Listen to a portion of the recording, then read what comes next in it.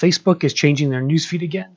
Let's find out what employers can do about it next on the RecTech podcast. Welcome to RecTech, the podcast where recruiting and technology intersect. Each month, you'll hear from vendors shaping the recruiting world, along with recruiters who'll tell you how they use technology to hire talent.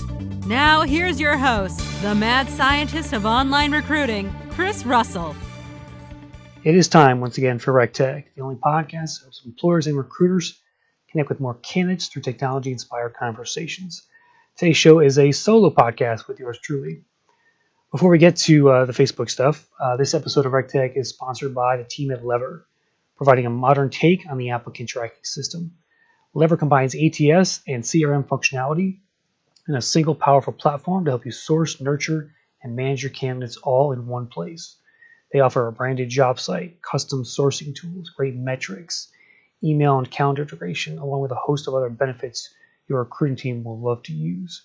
Best of all, their deceptively simple interface means that hiring managers and applicants will also love it.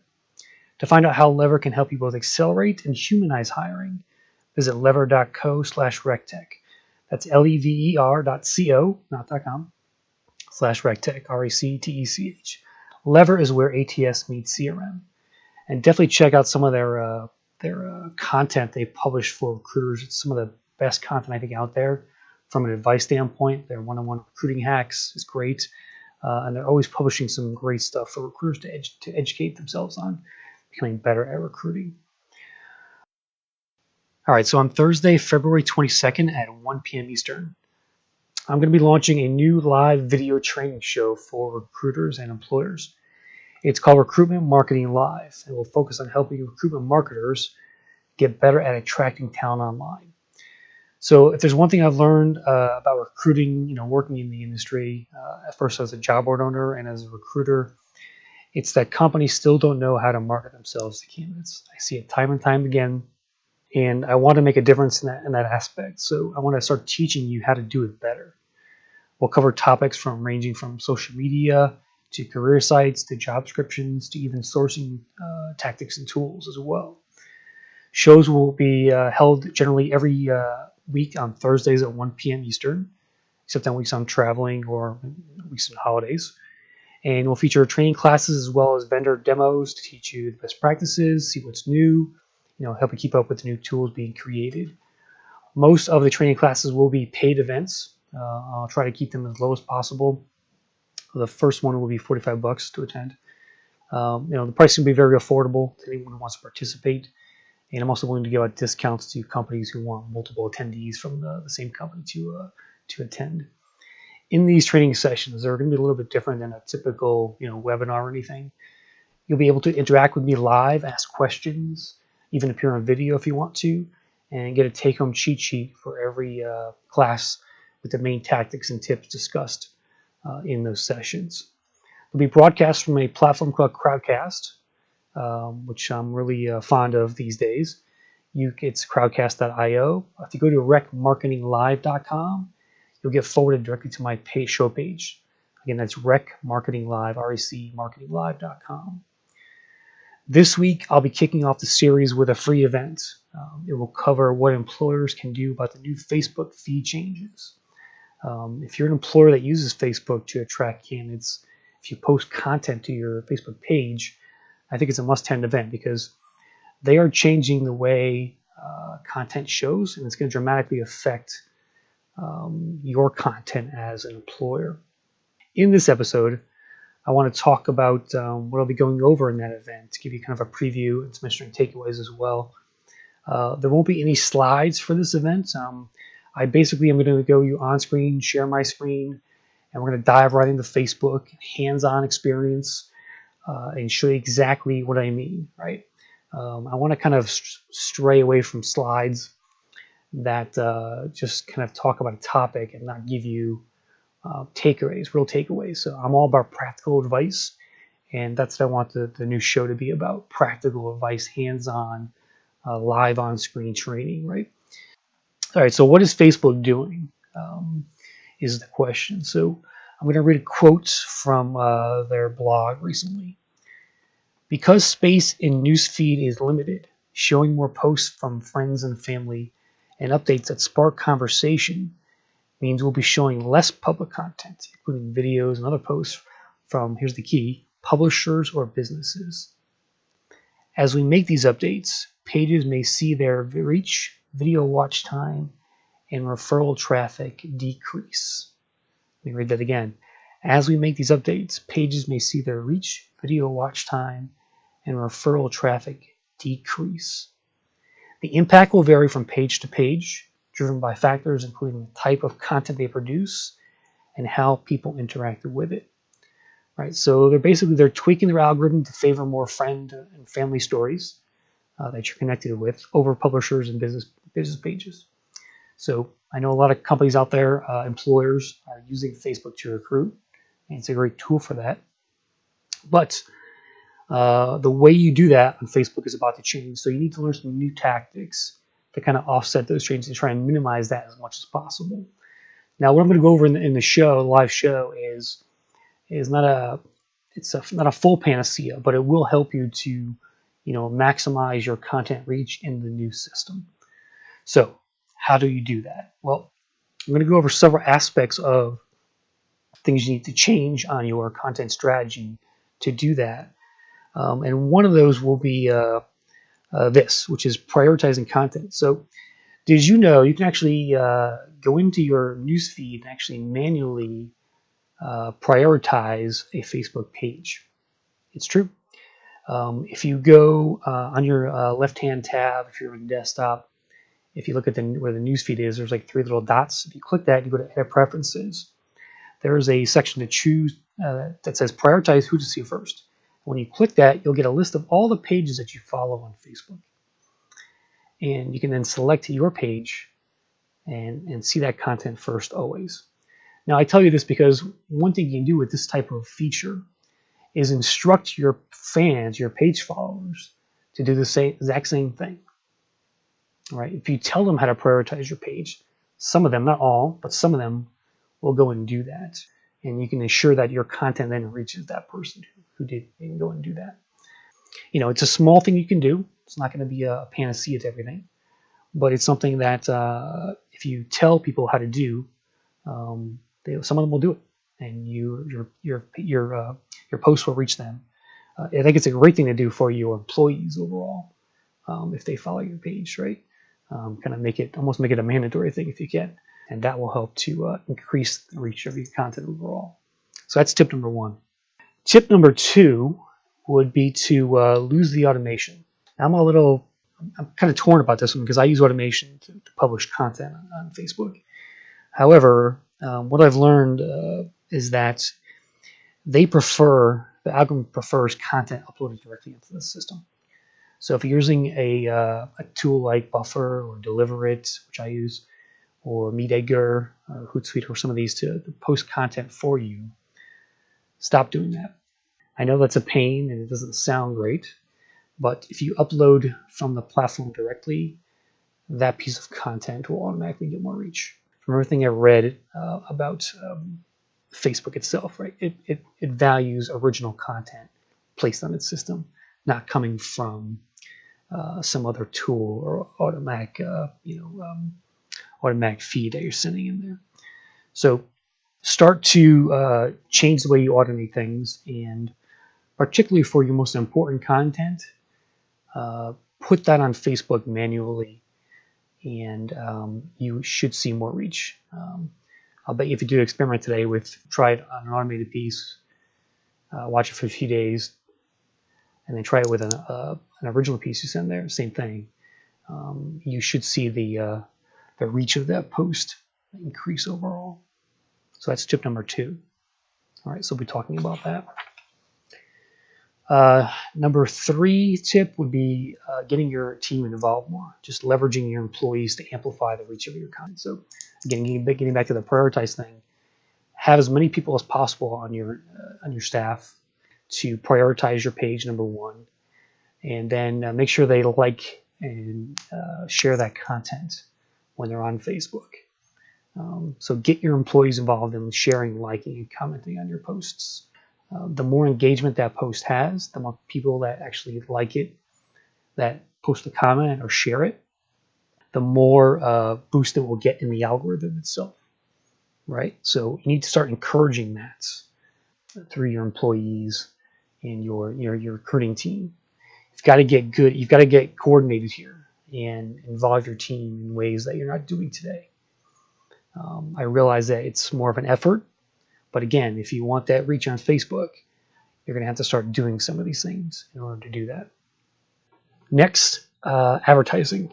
You're going to need to advertise more to get your content out there. It's just the fact of life, folks. So I'm a big Facebook advertiser. I help companies today with advertising both their jobs and their content on Facebook. And I just love the targeting aspects of Facebook that it offers. You can drill down the job title, sector of economy. Of course, it's good for diversity as well. So start devoting more of a budget to Facebook ads overall. The cost per click is fairly reasonable. For a typical job, I'm seeing anywhere from 20 to 30 to 40 cents per click, which is relatively cheap. And it's comparable with, some of the CPC aggregators out there. We're charging you a quarter, 30 cents, 40 cents a click for those job seekers. Facebook is very similar in that respect. It's a little more of an effort in terms of using it because you have to go and actually create the ads yourself. You can't really automate them. But it's something that I think you're going to have to do in order to reach your audience.